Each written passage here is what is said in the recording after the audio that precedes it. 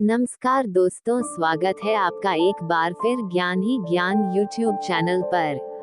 दोस्तों, ये सब तो हम सबको पता है कि आत्मा बार बार जन्म लेती है, लेकिन क्या आपको ये पता है कि आत्मा कितने बार जन्म लेती है? आज हम आपको इस वीडियो में ये सब बताएंगे। उससे पहले यदि आप चैनल पर नए हैं तो चैनल को सब्सक्राइब जरूर कर लें। ऐसा माना जाता है कि कलयुग में एक आत्मा का जन्म 45 बार होता है और उसकी उम्र 100 साल तक की होगी।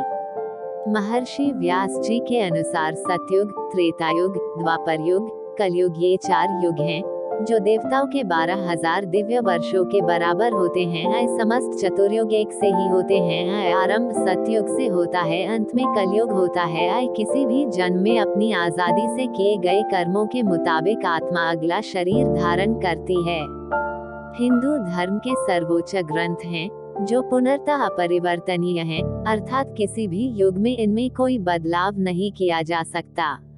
ब्रह्मा जी सतयुग में जिस प्रकार सृष्टि का आरंभ करते हैं, वैसे ही कलयुग में उसका उपसंहार करते हैं। सतयुग, द्वापर युग, कलयुग, हर युग में कोई ना कोई भगवान जन्म जरूर लेते हैं, ऐसा सभी लोगों का मानना है। लेकिन क्या आप जानते हैं कि किस युग में इंसान कितने जन्म लेता है? इसलिए आइए जाने चारों युगों के बारे में कुछ ऐसी बातें जो कभी नहीं सुना होगा। सतयुग। सतयुग के लिए माना जाता है कि इस युग में भगवान राम ने रावण का वध करने लिए जन्म लिया था, क्योंकि जब जब इस धरती पर पाप बढ़ा है, तब तब भगवान ने इस धरती को अपना विराट रूप दिखाया है। सतयुग में धरती पर आत्माओं का वास हुआ करता था, जिसे वर्ल्ड ऑफ सोल भी कहा जाता है। जैसे हर शरीर का अंत होता है, ठीक वैसे ही एक समय का अंत भी आता ही है।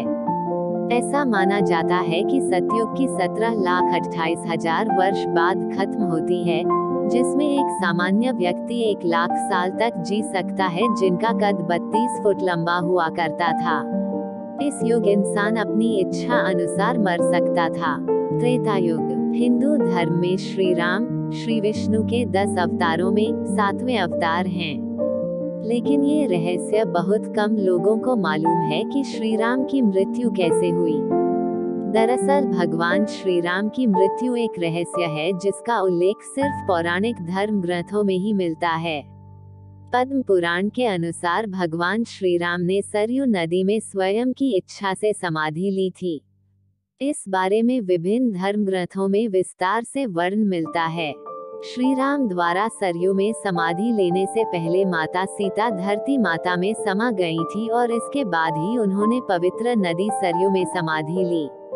चारों युग। हनुमान जी एकमात्र ऐसे भगवान हैं जो अमर हैं। त्रेतायुग में भी हनुमान जी ने भीम को चारों युग के बारे बताया था, किस युग में क्या होता ये भी बताया था।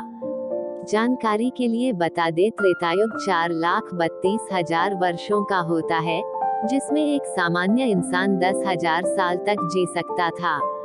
इस युग में भीम ने हनुमान जी को चारों युग के ज्ञानी के नाम से संबोधित किया था।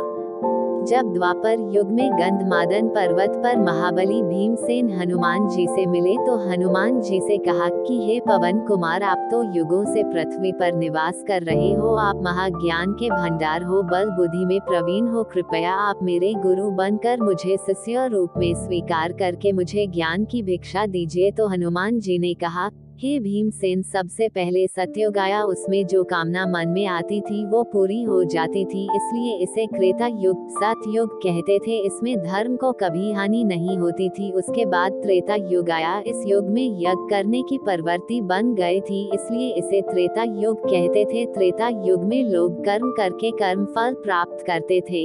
हे भीमसेन, फिर द्वापर युग आया, इस युग में वेदों के 4 भाग हो गए और लोग सत भ्रष्ट हो गए, धर्म के मार्ग से भटकने लगे हैं, अधर्म बने लगा। परंतु ये भीमसेन, अब जो युग आएगा वो है कलयुग। इस युग में धर्म खत्म हो जाएगा, मनुष्य को उसकी इच्छा के अनुसार फल नहीं मिलेगा, चारों और अधर्म ही अधर्म का साम्राज्य ही दिखाई देगा।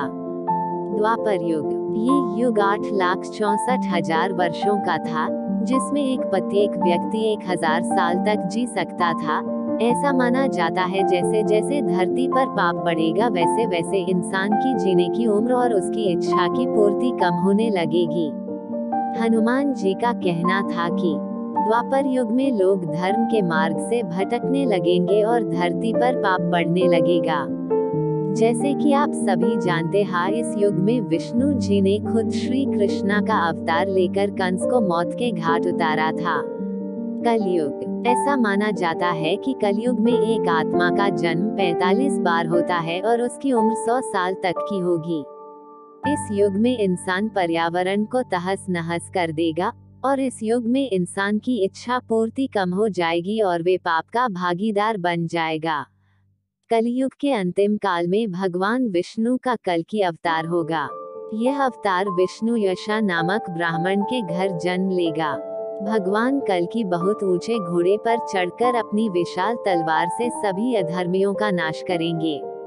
भगवान कल्कि केवल 3 दिनों में पृथ्वी से समस्त अधर्मियों का नाश कर देंगे। माना जाता है कि कलयुग में अंतिम समय में बहुत मोटी धारा से लगातार वर्षा होगी, जिससे चारों ओर पानी ही पानी हो जाएगा। समस्त पृथ्वी पर जल हो जाएगा और प्राणियों का अंत हो जाएगा। इसके बाद एक साथ 12 सूर्य उदय होंगे और उनके तेज से पृथ्वी सूख जाएगी। तो दोस्तों, ये थी चारों युगों के बारे में जो ग्रंथों में लिखा है उसकी वीडियो। आपने ये पूरी वीडियो सुनी, उसके लिए धन्यवाद।